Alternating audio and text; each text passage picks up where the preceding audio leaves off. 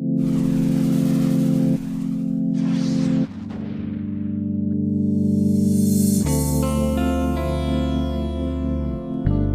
episode of Thinking Tackle is in association with Daiwa Linear BR Reels.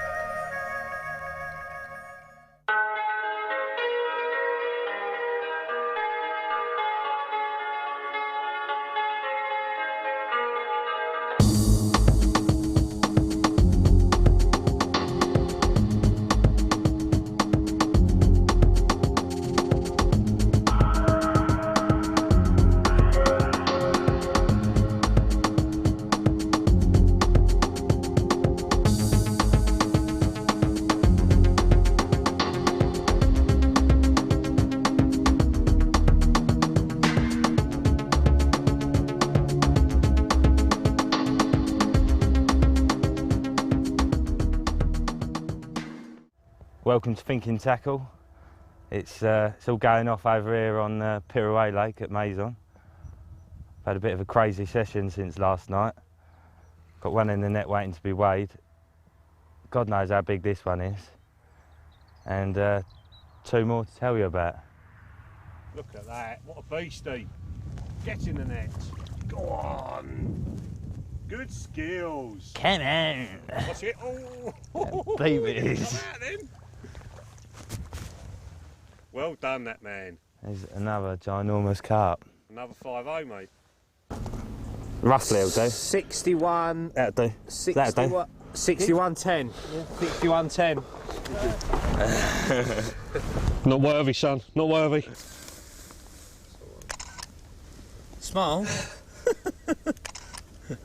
it look right? Yeah. Mate, if you saw the width of it. Come on. Look at that. Thinking Tackle's first 60-pounder. So we're in Joe's swim after the success of the Enormodon. Very well done, mate. Very impressive carp that was. It was. So you've moved from one of the most prolific lakes on the venue, Nerf, onto probably the hardest lake on the venue. I'm saying that because I'm not doing brilliantly on here, but you know, it is a more difficult lake, Pirouet. They're bigger average size of fish, but there's not so many of them. You know, it's quite a bold move. What's made you do that? Well, basically, I just got sick to death of being in No Carp Bay, as I renamed it. I was just pretty certain there weren't any fish there. Generally, if you have got fish in your area, there are signs of them, aren't there? You know, yep. If not in the day, you know, at night you'll hear them. And I just had that really bad feeling they weren't there. And same bad feeling that I had last year on Jennet trees, you know, where I ended up sitting there for 5 days without a bite, moved on the last night, and then obviously caught one right at the last minute. But yeah, I was going stale. You know, you get to a point you just think, well, I'm doing all I can do in this swim. And to be fair, it actually gets to the point I started to doubt myself, you know. I was starting to think, well, is it the fish? Is it me? Yeah, no, you do that though, don't you? If you're not caught for a few days, you start thinking, you know, is the bait not the right bait? Am I putting too much in, not enough in? Exactly. Should I be taking line? And yeah, you do. You start to doubt yourself. And all it takes is one bite, and you're the man again. Yeah, I'm the man again. Yeah. Right. What was I thinking about? Yeah. So anyway, yeah, I just had to move really. So obviously this corner was free. There was pressure all around the rest of the lake, and yeah, I mean it was a move that paid off. When I moved around here, obviously the wind was pushing in a bit more. You said you'd seen a couple of fish. Yeah, quite a few fish actually. Yeah. It's funny. You know, I hate being right about this all the time, but where there are no lines, that's where the carp end up. It doesn't matter what swim it is, whether it's unfancied, no one wanted to go in here. Look at the state of the swim. No one's fished it probably all year. It's all covered in vine and everything else, you know. But it fishes this complete side of the lake, and because there were no lines, that's where they ended up. Definitely. Well, I mean, the lads have said that, you know, the swim that I was in on the Nerf, they've moved in there now, which they're bound to do, aren't they? You know, it's an area of no lines, no pressure, and I think the way it was pegged out, it was sort of cutting off that corner a bit because I had Darren opposite me, and it just doesn't help. So, Yeah, when I got round here, I didn't really, where you said that there's fish showing, and obviously it's quite shallow out here generally. It is, yeah. Didn't really want to be whipping the water to a foam with a marker, so I just sort of had a couple of casts around an area that looked all right, sort of coming off the edge of the island at the bottom of the slope, goes from where the island is, it sort of just gradually slopes down, and then it seems to sort of go from 2 to 4 quite quickly. Right. And then sort of 4.5 to 5. Or just under 5, and then it settles off for probably 10 yards or something. Right. But again, I didn't, plummet intensely, so I couldn't tell you for sure. And where have you picked? Are you on the slope at the bottom Basically, of it? as soon as it comes down onto that sort of 4.5, 5, that's where my right-hand rod is, and then another sort of rod length and a half, 2 rod lengths to the left of that, I've got the other one. Right. But what I'm finding is the right-hand one, when I cast out, I always use a little stick, and I always like to just give it a little pull backwards, just to straighten the hook link out. Yeah. And the right-hand one, as soon as it's hitting bottom and I'm just giving it a little tweak, it's literally sliding across the bottom, Right. Whereas the left-hand one's really plugged in the mud, and I've had more fish on the right than I have the So left. the harder spot is what you've had more bites off of? Yeah. Right, yeah. okay. 'Cause that's interesting, because a lot of people haven't got a clue what they're fishing on, have they? That's right, yeah. By feeling the lead down, donk, or pulling it back a little bit as you're doing, you know the difference between the two. That's it, yeah. Right, so talk to us about your spod mix, because and first of all, how many spods did you put out when you started? I can't count over 3. No, it's about 3 kilos, I reckon. It was a jar of hemp, a bag of Groundbait, tin of corn, and a couple of other bits and bobs. So yeah, about 3 kilos. So what, 20 spods? I don't know, mate. I don't do counting spods. All right, well, knock us the mix up then. Let's see what you're using. Okie dokie. Right, yeah, so we've got 1 jar of hemp in this mix. Smash that in there. It's handy having it all prepared, isn't it? Yeah. So messing about or whisking it going off. You can always take it home if you don't use it. Very true, very true. Next thing is this Groundbait, which is actually, it's called Mojo. It's a new one. It's just, I think it's being released very soon. Right. Apparently, it's a bit special. It's got some particularly good ingredients in it. So, don't know, it seems to be doing the do. The main reason I'm using that is A, to sort of cloud it up, B, to stodge up the mix, to help it in the spod so it doesn't fall out the back. Cool. But obviously, it's just sort of liquid attraction, isn't it? Yeah. So mix it in there. Whole tin of corn. Right.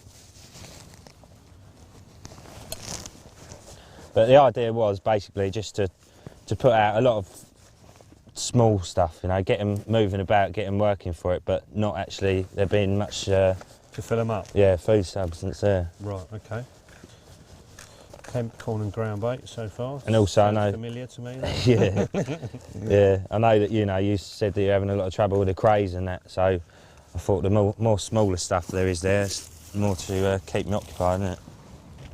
Magwas. Yeah. It's a secret weapon. You probably picked the best lake on here to use then. To be honest with you, I think I've bought them every single year, and all I end up doing is feeding the roach with them.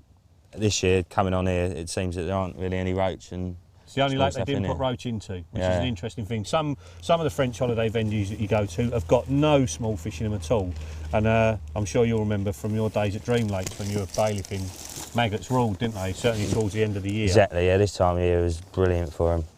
I did actually bring these across, sort of suffocated, just put them in a bag, push all the air out, Yep. and they sort of tend to go into a dormant state. You think they're dead. In fact, these ones were dead yesterday, and a morning out in the sun, and they're back alive again. But to be honest with you, I don't really think it makes a great deal of difference, dead or alive. Right, so that's that. And then what I'd normally do, I'd normally have it in a bigger bucket, so I've got a bit more space. Right, okay. I'd end up adding a bit more water. I won't worry about that actually, because it's just going to get into a mess here. Right, okay. But before I put the water in, I'll get one of these tubs, and I seem to have forgotten an ingredient. What do you want? My salt. It's nowhere to be seen. Oh, there you go. There she is. Yeah, so like I say, normally I've got a bit more Groundbait in there, so it does need a bit more liquid. That's not too bad at the moment, but I like to stodge it up a bit anyway. So before I actually add the water, I like to put in a handful of salt, but rather than just chucking that in the mix, I'll put it in the tub with the water, and like a good old handful. Yeah, this is actually Malden sea salt. This is what all the top chefs use. Only the best for my carp. So a good old handful of that in here. Right. And then some Ringer's betaine booster. Now, I'm not a bait expert at all, but I just listen when people talk about bait, and a lot of people say that betaine is a really, really good enhancer. Right. It's good enough for me. Right, okay. So again, little palmful of that in there. Right. Into that I'd add the water, mix it all up, and then add it into my mix. Right. Slop it about. I like it sort of wet, but not dripping, you know? Yep. So as soon as it hits the water, you've got that all milky cloud, all the flavours kicking out everywhere. And that's a world of difference, Joe, from what most people would use, which is hemp, bit of corn, no stodging up, lose half of it out the back of the spod, spread your bait all over the swim. You know, those little extra bits that you put in there will make all the difference, and the results have shown that. So if people put that into their fishing, I'm sure that they will get more bites. Very crafty. very crafty. So join us after the break. We're going to look at Joe's rigs so you can see exactly what he caught those massive fish on.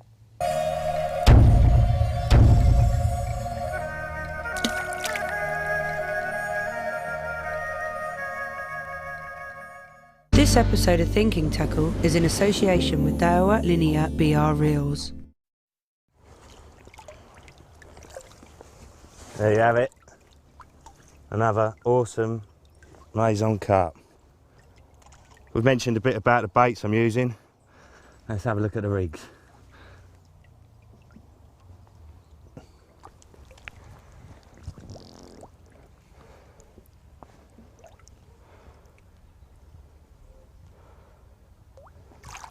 Well, we've taken a break from Joe hauling 50 pounders. It's been at least 10 minutes since he's had his last one to talk rigs with him, because Joe's rigs are unique to Joe, I think it's fair to say, and he's got some very clever ideas which are obviously making a difference. So first of all, mate, talk us through the enormous boiler you've got on that rig.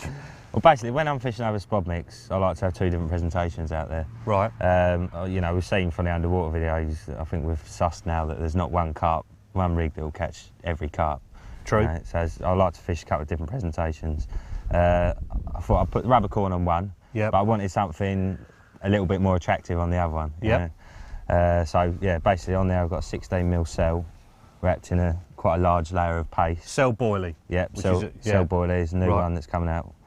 Layer of paste around it. The idea with the paste, A, it gives it a bit more traction, B, it will take the craze a little bit longer to get down to the actual boilie. Right, okay. Okay, so that over time that's going to literally unfold around that boilie, isn't it, and end up as a patch on the bottom. Yeah, I think it just sort of, the water breaks it down, doesn't it, and the layers will get softer and softer around it, and eventually it just breaks down completely, and you just have a bit of gooey attraction. But it didn't actually get the chance to do that because the first bite came 20 minutes after casting out, didn't it? Literally, yeah. So the craze didn't even get a look in. No. And you started off your campaign with quite a small one, didn't you? How big was that? Yeah, 58 pound. Yeah. 13 pound over my personal best. Nice. After quite a few years. So. Yeah. And well hooked, was it? It was, yeah. Right in the bottom lip? It was nailed, mate. Yeah, slightly offset, not in the middle of the bottom lip, you know, which I was a bit upset about.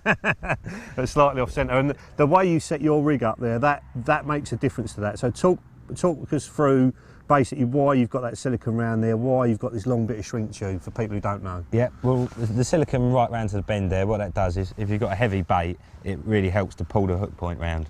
Right. We'll show that.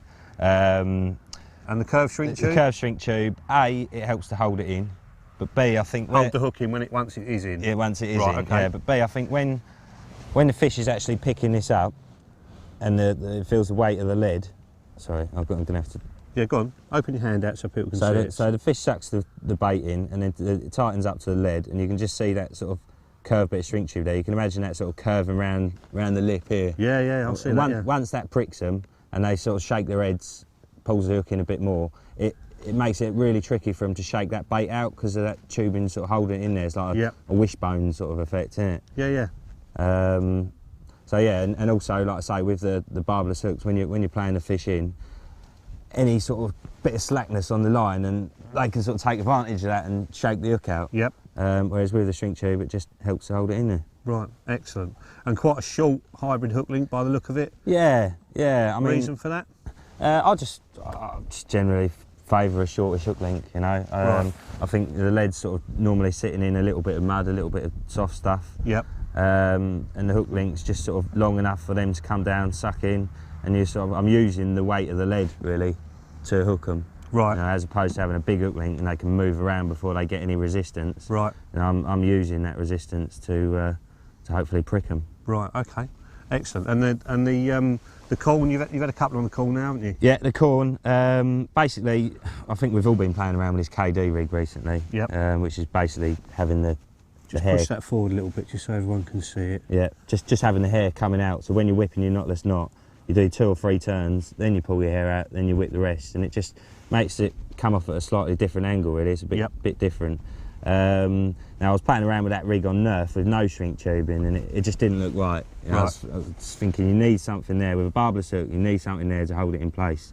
So going back to the sort of rig that I used to use with the long bit of curved shrink, I thought that'd be ideal, because I know that with the KD rig, a lot of people that use it favour a curved hook. Yep. Now obviously we don't do a curved barbless hook, so it's making one out of a bit of tubing really. Right. Okay. Okay. And you got pop-up corn on there. Yeah. Flavoured with anything or not? That's just plain stuff. That is. Just plain. So you're working purely on colour over the top of your Spod mix. Yeah. To be honest with you, I don't even go on the colour thing that much. No. No, I think well, a few of the bites I've had have been in the dark, but I think you've got a bed of small bits out there, well spread out. They're just working around. They're feeding through it, moving about, sucking it in, and I just think the lighter your hook plate, the better. Right. Because it's something I've been thinking about more recently. I mean, to be honest with you, a lot of my fishing at home has been over boilies the last couple of months, so I haven't really, done much spod fishing, spod mix fishing, shall I say. I mean, we all know that carp are experts at filtering small items in and out of their mouth. You see them on the video, they can suck in a couple of grains of hemp and blow out a small stone that's the same sort of size. Yeah. It's just incredible. So I'm sure that the lighter your hook bait is, the trickier you're making it for them. Right. Okay. Basically, Right. Now, obviously, we have to use big hooks out here because they're such big carp and they've got such big mouths, so you can only get rid of that weight to an extent. So yeah, on here I've just got 2 bits of buoyant corn. I've got the shot on there because without the shot it sits up a little bit higher than I'd like it to. Right. So with too far off the bottom, basically, a bit too alien. Yeah. Right. Yeah. Okay. With the shot, it just sort of sits there like that. Right, let's just turn that round just so everybody can. So it's just going to sit like that, yeah? Sit like that, yeah. And then obviously, because it's fairly buoyant, the fish comes down, it's sucking up the spod mix, that shoots up in the mouth. Yep. And then the hook's sort of there, ready to play. The hook link tightens up against the lead. Yep. And the hook links. You've got the same thing again. The hook's there for the bottom lip, yeah. To catch the bottom lip. And again, like I say, I think the tubing helps to hold it in place. But I guess what also the tubing does is it widens the gape, doesn't it? Whereas the gape before was from here to here, really the gape now is from there to there. Yeah, it's from the end of the shrink tubing to the point of the hook. The bit that's available to grab the flesh, the gape, has been enlarged by the fact that you've got the shrink tube on there. That's it. Yeah. Right. So really, it's a form of bent hook rig, isn't it? Yeah. But it's like a safe way of fishing a bent hook rig. Because the shrink tube's going to pull straight. Yeah. When you actually pull into the fish. It can move about, so it's not going to damage the mouth at all. Right. Okay. And you're using that with a running inline, which is another sort of favourite of yours. Yeah. It's something that I use for a lot of my fishing. If I just pull that apart, just so people can see, we've got quite an interesting use of an anti-tangle sleeve in it there. Yep, that's all it is. Yeah. Just pulled down. So normally that'd be used on the hook link. This time it's been used actually on the main line, just semi-fixed onto the eye of the swivel just by pulling it over there, and then that just pulls in under just a tiny amount of tension. So it's lovely and neat inside the lead. And then when you pull it out, there's a little bit of tension and it's away very easily. Yeah, I mean, if it was down there and you picked it up, there'd be enough there. You get the 3.5 ounces of resistance. Right. And it is a solid resistance, isn't it? It's not like a swivel lead where you've got the swivel moving around and the lead clip moving around. It's direct contact with 3.5 ounces so the fish is effectively picking up the lead from the heavy end first. Yep. Yeah. And then if it shakes its head at all, that's going to pull off there and it's away, and then the fish can't use the lead to get rid of the hook, basically. Yeah, I mean, that wasn't the real reason I started using it like that. To be honest with you, the real reason I started using it like that was for indication purposes. Right. I love a slack line. Right. And if you use this setup with sort of a semi-slack line and a light bobbin with a good drop on it, yep, to me that gives you the best indication you can possibly get, really. Right. Okay. I mean, obviously not once you're fishing at range. Yeah. Yeah. But again, wildly different. Most people be using a lead clip, fish semi-fixed, or an inline fish semi-fixed. you know, that's not turning into a running rig as freely as that is, you know, and that's obviously tricking them. So just one last thing, I noticed well, a couple of things, you've got a flat lead there and a Skyliner here. Why are you using two different types? Yeah, generally that's the lead that I use for all my fishing, sort right. of 3 or 3.5 ounce flat pair inline. Right, okay. I've come over to here and I've sort of underestimated how far that was out with me, once I put my marker out there. Yeah. When I come back around to put my sticks on, I was sort of struggling. I mean, I did have the wind blowing in my face.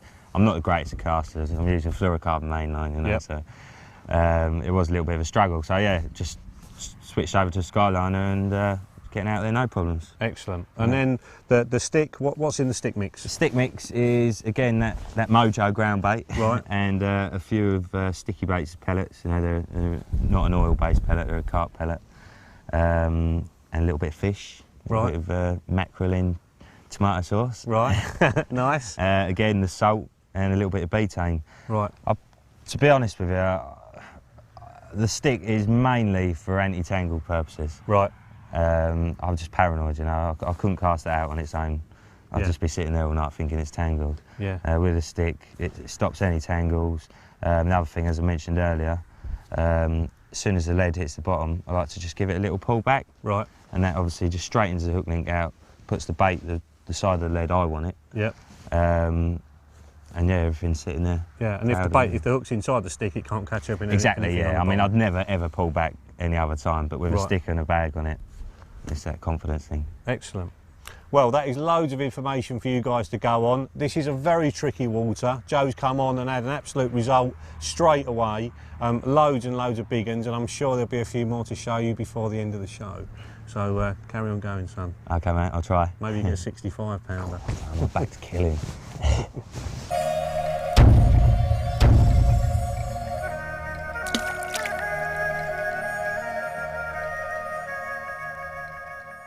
This episode of Thinking Tackle is in association with Daiwa Linear BR Reels.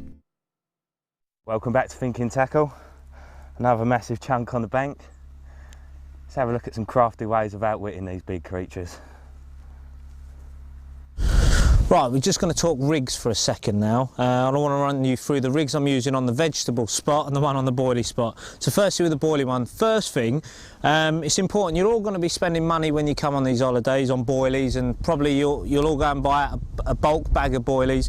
The biggest tip I can give you is don't buy one size, try to buy a couple of different sizes like 18s or 18s and dumbbells or 18s and 14s, that type of thing, because what you want to do is keep the fish guessing. If you're feeding one size of bait, when they do come across your hook bait, it will behave differently. So I've got some dumbbells and I've got some 18mm baits, and I've also got some 14mm baits as well in the bivvy, so I'm keeping them guessing.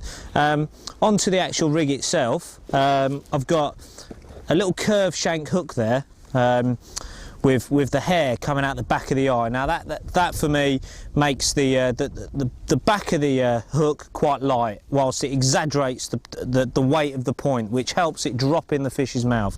To aid that, I've basically plugged the 18mm boilie with some cork, okay, and that's almost like I call it my little mushroom rig, because it looks like a little button mushroom. So it's very easy to do. You just drill out the centre of the bait, only 3/4 through, and then put the plug in, so you have a bit protruding out the back, and what that does, it has the hook sort of laying on the bottom up like that, with the hair laying that. Now that might look really weird to you, and you think, well, oh, I'm never going to get a bite on that, but imagine that in the fish's mouth with the hook hanging low, it's hanging heavy, so when that bait's gone in and that hair's wafting about in their mouth, that hook's trying to catch somewhere, and that, with these pressured fish, I believe that is quite an edge. So I've been persevering with that, and just before I cast it out, I'm literally just wrapping the hook bait in a bit of paste. Now that'll probably take 45 minutes to an hour to break down, but that's another thing they don't see.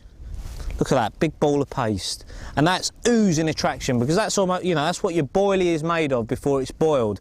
So that's the neat finished boilie prior to boiling, which is full of attraction, oozing quality, and it really is an edge. Now onto the vegetable rig. Firstly, on the actual hair itself, I've got 2 bits of fake sweet corn. They're both little pop-up ones, and I've had them soaking in my little special tub of beetling and peachade. So I've got all my little plastic baits in that tub, and they're all soaking in that liquid, and that's what I've got on that. You'll notice on the hair I've got a little shot there. Again, that's doing the same thing. What it'll do is that bait will sit on the bottom like that, the hook will be flat, and that bait will just be, it's cocked, almost ready to go. So the minute they suck it up, it flies in their mouth, but again, that hook is hanging low, and it's trying to catch them, whether it's in the scissors, in the corners. I'm not too bothered. I know a lot of the other guys love to fish the silicon around the bend and try to get them in the bottom lip, but I'm not so bothered about that. I just want to catch them, and I think that rig, especially when they're feeding slowly, with that hook being free, it's able to drop down in their mouth wherever it might be, but you certainly will catch them. And I'll go on about the lead system in a minute. So before I cast that, I also had PVA bags, so I'll show you how I do that now. Right, I'm using the sort of bigger, wider funnel web, which is a little bit different to long chuck and the boilie web that Dan's using. The reason is I want a sort of big fat clump of bait rather than a long strip, if you like. And the other difference is I'm hooking it on a lot of the time. So just to show you how I'm fishing that, there it is, the big tube.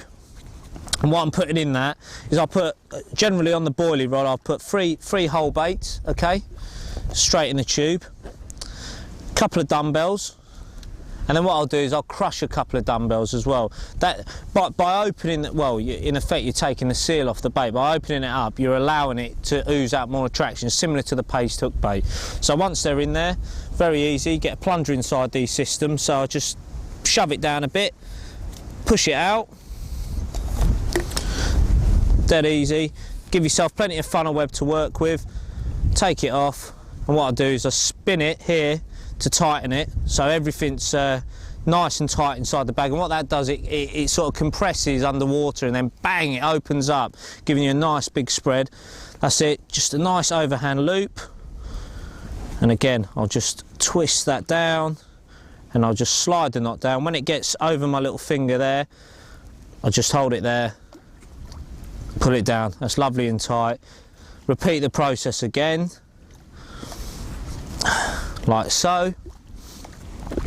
Cut it with the scissors, you're ready to go. Okay, so all you got to do now is quite simply hook the bag on. You'll notice I'm going to put it away from the knots, because the knots are the biggest part when they melt on the bottom. You don't want that congealing around the actual hook. So basically in it goes. That's it. You know, you'll be fishing, just clip that on. I've got a little figure of 8 loop on the end. I'll run my silicone over that and attach it to the stick clip, so I'll show you that in a second.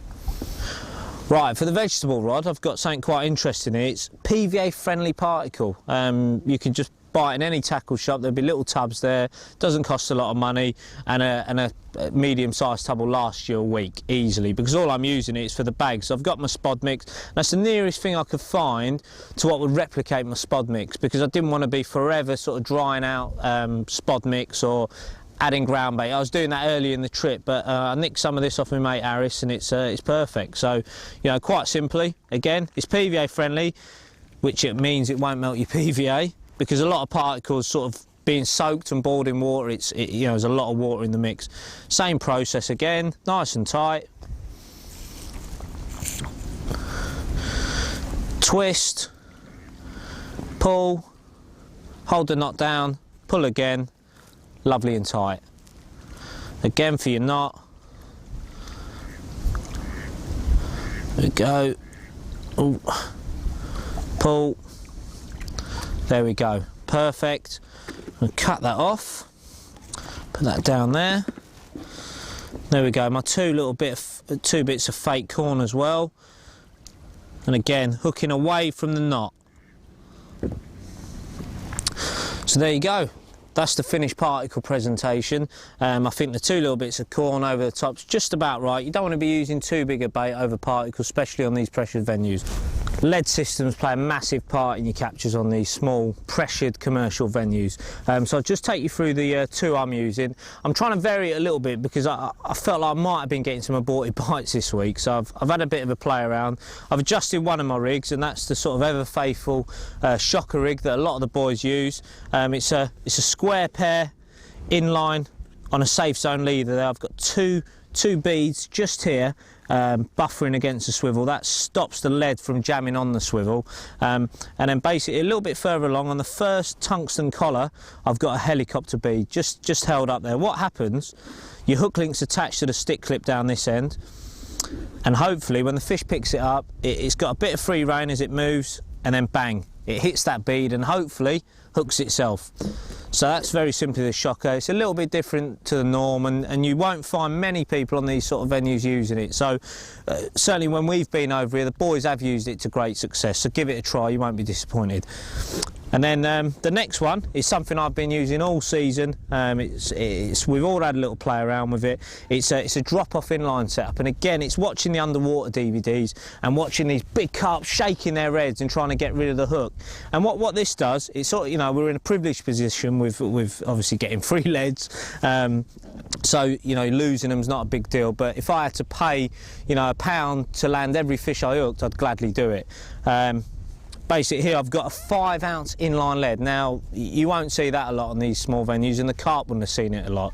And again, I think that makes a big difference. I caught a carp on it last night which bolted off at such a rapid rate that I thought my rod was going to come off the rest. And that's again very simple. I've got a tail rubber and the swivel at the end there. I've attached the stick clip to the wrong end of the swivel, so basically where your hook link would normally be attached is going to plug into the lead. So quite simply, I've got the front of the flatliner pair there, swivel goes into the front of the lead, and I just push the tail rubber on there like so. Okay, so basically when a fish shakes its head, it will go like that, lead will be there, and then bang, it's off. That's the sort of action you get, and you know, the fish is off, and you'll find with that rig they'll shoot up to the surface, and that's what's happened on every single bite here. And you're in contact, direct contact, with no big lead sort of banging around their mouth, because it's a barbless only rule here, and the last thing you want is the lead popping the hook out. So it's put me in good stead, and I'm sure it'll put you in good stead in the future. There we go, 46 pounds, 12 ounces of stunning bronze common carp, a new personal best. I'm absolutely ecstatic. Just goes to show, if you keep two baited areas going, the boilies have been working well, but this one fell to the hemp and corn combination with fake corn on the hook. Absolutely superb. Made up with that fish. Brilliant. There you go, a beast of a carp. Last couple of days have been quite slow, but this evening I've put a lot more bait out into my long range spots. Really heavy, and it's paid off big time with this one. 50 pounds, 4 ounces.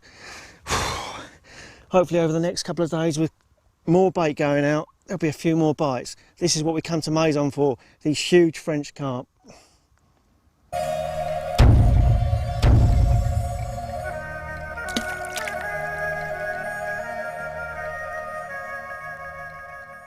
This episode of Thinking Tackle is in association with Daiwa Linear BR Reels. Well, if that is not proof enough that Joe's tactics work, I don't know what is.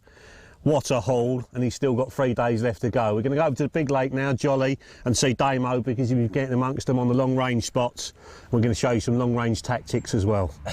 Well done, Joey. Come on! That's the old battle cry. Wicked. Out she goes at 1,000,000 miles an hour. We're round in Damo's swim. He's the long range master. He's been on this lake quite a few times before, so we're going to pick his brains on baits and rigs and stuff while he's putting a few spods in. But first of all, to show you, got a couple of new spods. That's the Sky Raider, that's the brand new one. And if you compare that to a Sky Liner, which we've still changed a little tiny bit, we've got better tails on the back and there's no front fins on there to stop it wandering in a crosswind. But if you compare it to the one above it, that Sky Raider, much more nose heavy, doesn't take quite as much bait, so it's a little bit lighter when you cast it, which actually makes it easier to cast. And as you can see from Damo demonstrating, it flies out extremely true and extremely straight. I reckon if you can get 100 yards with one of these, you'll probably get 120 yards with one of these.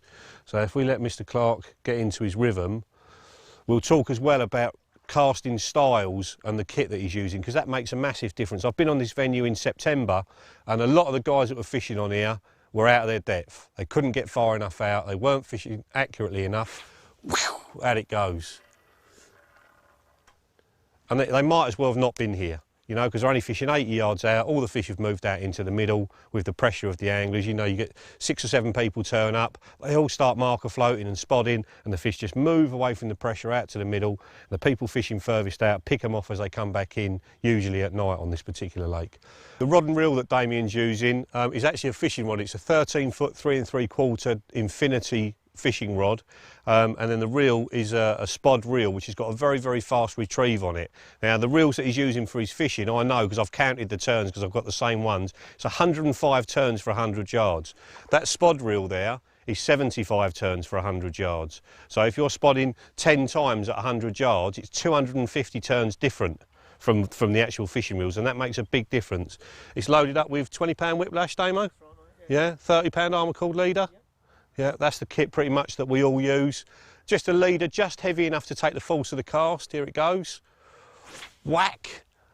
That's just taking the force of the cast, that braided leader material, so it compresses the rod really, really quickly, and then he's straight onto 20-pound whiplash braid, which is as thin as 4-pound mono, so it sails out there. That's another thing a lot of people do wrong. They use too heavy a line on their Spod rod, and it just makes the job hard. Now, these Sky Raiders weigh 4.5 ounces when they're full of gear, so think about casting a 4 or 4.5 ounce lead. You can do it on a heavy, fast taper carp rod, which is what Damien's using.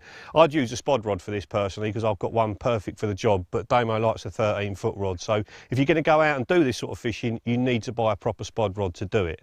Now he's probably 2/3 filling that with bait, and then he's putting a little tiny plug of ground bait in the top of the Spod, and what that's to do is to stop it all coming out the back as he casts out, so that every grain gets out to where he's actually fishing to. Whack, out he goes.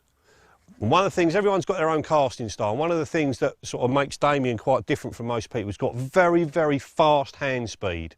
So he's compressing that rod really, really quickly, and that's what gets him the distance. You know, when I'm casting, it's more of a progressive sort of build-up. Damien really whips it through, he's really good at that, and for a little guy, he gets an extremely long way.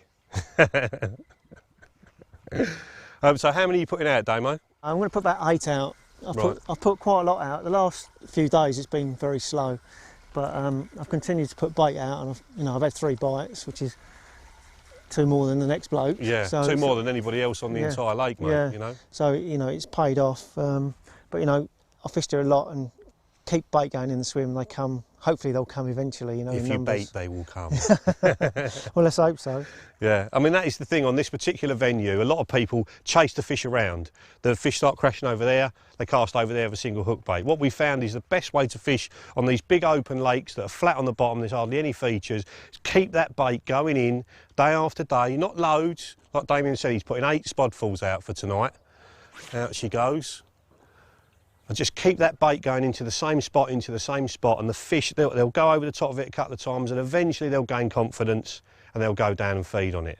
So that is the tip. You know, it's been pretty slow on this lake this year. I mean, I fished this swim myself last year and managed to get 10 fish, but most of them came in the last couple of days. And I think 4 of them came on the last night. So Damo could have an absolute binful tonight. So we're going to, once he's wound that one in, how many have you done now? 6, I think. Right, okay. Well, we're going to get a couple more spods out there, and then we'll get in the bivvy and start talking rigs, because they are very, very important on these venues as well. Okay, Mr. Clark, let's have a look at this bad boy. Let's hold that up so everyone can see it. That is a thing of beauty, that. I could have tied that myself, mate. You could have done. Is that your rig box? Right, so talk us through it. Right, at this end we've got a safe zone leader Yep. going down to a lead clip with the tail rubber only just pushed on, so the lead will discharge straight away. Right. And why are you doing that? Well, because it's a habit really. Right. You know, I like the lead to come off on the take, so the They fish come up to the surface quicker, yeah, don't you're playing the fish more than the lead then, aren't you? Right. Especially with a big sort of 4.25 ounce lead. they? Right. Further down we've got a Quick link, quick- is that? Or is it a ring clip, that's ring what we've clip. got on there. right? And under there we have a bit of silicone covering that up with the hybrid hook link attached via a link loop crimped on there, down to a size 6 wide gate B. Personal favourite of mine, that is. Yeah, one of mine too. A fusion boilie with a little bit of Oh, sorry. Just get that so everybody can see it. It's a slippery fella because he's just come out of the water. a little bit of plastic corn soaked in a fruit flavour just to give it a little bit Let's of. get that out of the way so everyone can see. So, and you always fish like that, do you, on this one? On this lake, yeah, I mean, I've caught so many fish on it, it's just me standard setup, really. I mean, Right. it's the setup I use most of the time anyway. Just adjust the hook link length. Right, okay. And what that's sort of 5-6 inches? It's 5 inches, yeah. I mean, I'd bite the second night at 5 inches, really well hooked, and I've just carried on doing that. Right. So- And how many different rigs are you fishing? They're all the same on all the rods. It's the same on every single Every rod? single Right, one, that's yeah. what works, so that's what you're sticking with, Yeah, basically, I'm not getting enough action to to start chop and chopping change. No. And what about the bit of corn? Is there flavours that you particularly prefer? I've messed about. I've had a fruit flavour on there and a squid and octopus. Right. I've had all the bites on the fruit one, so I've just stuck with that. Right, cool. Okay. So good long range setup that's not going to tangle. Exactly. Quick change hook link, very, very sharp hook. Yeah. And that little bit of colour over the top of the Yeah, spot mix. yeah. Hybrid hook link doesn't tangle. Strip back about 1/2 inch. Right. You know. Just a little bit by the hook so the Yep. hook can turn. Yeah, a little bit of string tube. Excellent. Simple but effective. Very effective. Go on, Damo, buzz it out there, mate. Out she goes, just off the corner of that island. You using a leader to get that distance? No, mate, don't need to. This is a 15-pound adrenaline. Really soft, easy to cast. Really important when you cast a long way. Yeah, I prefer to cast without a leader, to be honest. I find it rattles through the rings and you get more crack off with a leader than, Yeah, you can do. you know, Yeah. if you've got something, even though it's, what's that thickness-wise? 0.35. Right. You know, it's really abrasive resistant and just so soft. It just makes casting That makes all easy. the difference, doesn't Yeah, it, it does, if it is yeah. soft. Well, mate, we've got one night to go. Thank you for that little insight You're into your welcome. fishing. You never know, mate, you might bag another one. I hope so. There we go. Look at that, £53. That is an absolute That feels a lump. Can I kiss it? You can. Oh, you're an absolute darling. Mega. You just do not get better fish than that. Oh, I know. Lovely. Sharing the moment and all that. Absolutely lovely. Oh, mate. I bet the audience are dying to find out what you've caught it on and the rigs and stuff. So when we get this baby back and get some pictures done, we'll pick your brains and see what you got it on. I've taken over from Ali, who, as is usually the case, has gone round the other side to bait up for 10 minutes. That was an hour ago. And there's about 40 kilo of cell boilies just flying out into the lake behind us. Basically, I've come round to talk to Darren because after that real big fish, I'm sure that everybody wants to see how you caught it. And it's fair to say that you are old school, aren't you? Yeah, old school. I like to keep things really simple. I'll catch them on my terms. Yeah. If it's scratching, I'll have a go. But basically, keep it nice and simple. Right. So show us what you're doing there, because you're not fishing PVA bags, are you? Which everybody else is probably doing. No, I chose not to because basically I'm using the groundbait balls with half chunks of boilies in. So what I wanted to do was use stringers and necklaces. So Right. what I'm doing is making up necklaces, which basically all I'm doing is chopping the boilies in half. And I found there's a pretty good ratio here. If you chop 5 boilies of a certain size in half, so 5 18mm in half, Yeah. then you can actually get an 18mm hook bait right through the centre, nice and tight. So when you actually make the necklace up, it all actually sits well in the water. Right. I'm completely lost. I'm sure the viewers are as well. So do it, mate. Show us what you're doing. Well, basically what I'm doing is stringing the necklace together, which is just half boilies. Basically there's loads of half boilies in the ground bait, so I'm working on the basis that they're picking up sort of balls of ground bait off the bottom with lots of half boilies in. Right. So basically it's just threading the baits on. Right. So we get them all like this, and basically when you tie it up into a loop, as you'll see in a minute, then it leaves a hole in the centre to push the hook bait through, which Right. jams everything up nice. Also, if you're Very using clever. longer hairs as well, which I'm using a long hair, I like to give them enough rope to hang themselves because I do like to use longer hook links as well. Right. And I think, well, I don't know, it's just me. I think longer hairs and longer hook links work well together. Yeah, they do, definitely. Yeah, and it just stops the hook bait wrapping around the hair. So all I've done is I'm just spinning that round now and tying Yep. that off with a very intelligent double granny. And that's made the necklace with a hole in the centre. Yep. Just cut the PVA end off, and then I'm just taking the hook bait, Yep. just popping that through the centre of the circle, making sure the hook falls in between one of the gaps, and when you pull it tight, it locks the boilie against the hook, so you get like a little necklace. That's wicked, isn't it? I like that. Very crafty, as they say. Very crafty. Well, I mean, the groundbait balls, there's going to be 3 or 4 half boilies in each groundbait ball, and the groundbait balls I've bound together with egg biscuit, so they're going to stay on the bottom. The roach are going to nibble away at them, but they're going to stay as a ball. But once the roach finished, there's going to be little balls of 4 or 5 half-broken boilies, Right. and I'm just trying to imitate that on the bottom. Right, so let's have a look at your groundbait then, because that's them done, isn't it? We'll put that on Yeah. now, and that's the munger, as I call it. Yeah, I'm just trying to keep it. And Again, there's your bits of boilie sitting in that, within that, yeah? Yeah, I'm just trying to keep it as simple as possible. Really clean smelling bait. So there's only 3 ingredients in that, in the actual, there's 4 ingredients in the powder mix, which is freshly ground hemp. There's white crumb, brown crumb, and egg biscuit as the binder. Right. And it just mix it up into sort of your own type of ground bait. Yep. Slosh in as many handfuls of particles as you would want on the spot. Yep. And then just break up your boilies into it, and then just bind it together Right. with a little bit of and then lake just water. form a ball, pretty much like that. That's a little Yeah. bit larger than what you're putting out, isn't it? But Yeah, you can get the size of it. You can use bigger balls for short range, but this sort of size is, I've found you can get these Right. 100 yards quite easily. Really? Yeah, with the wind behind you. Right. 100 yards easy. right. And how many are you putting out? Well, I'm putting between 10 and 20 balls Right. over each cast. But I mean, there's roughly 3 balls to a spod. I mean, I've chosen not to spod, one, because it does take a bit of effort to spod. It takes quite a lot, where you can deliver the same amount of bait in 15, 20 Yep. minutes as opposed to 2 hours spodding. Yep. And also, I like the idea of bringing in lots of little fish, roach and bream into the swim, just to you know, Right. aggravate the carp. And what's the other reason you're not spotting? Because I broke my spod. Yeah, right. We'll have to get that one in for everybody. All right, well, that's very interesting. I mean, if I was going to fish a small lake, I'd certainly use the ground bait as well, because it's a quick way of getting the bait in there, and it's just totally different from just a bed of boilies, isn't it? So, Yeah. Excellent. Well, the weather, mate, is still looking pucker for it today. Shame we're going home tomorrow, but Yeah, no such is life. But you never know, you might get another one, mate. Hopefully another 50. Excellent. Cheers, mate. Thank you. Cheers. Thanks, Dan. How about that for an end to the Thinking Tackle Guide to Holiday Carp Fishing? Joe has definitely showed us the way with his approach, and I think the last word should go to you, Joey. Well, top session. Unbelievable.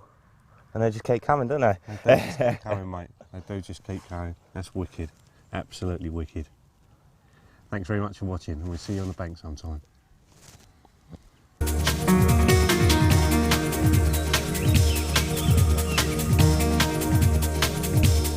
For a chance to see more of the underwater footage shown in this series, check out the state-of-the-art underwater carp fishing series, available from all good tackle shops.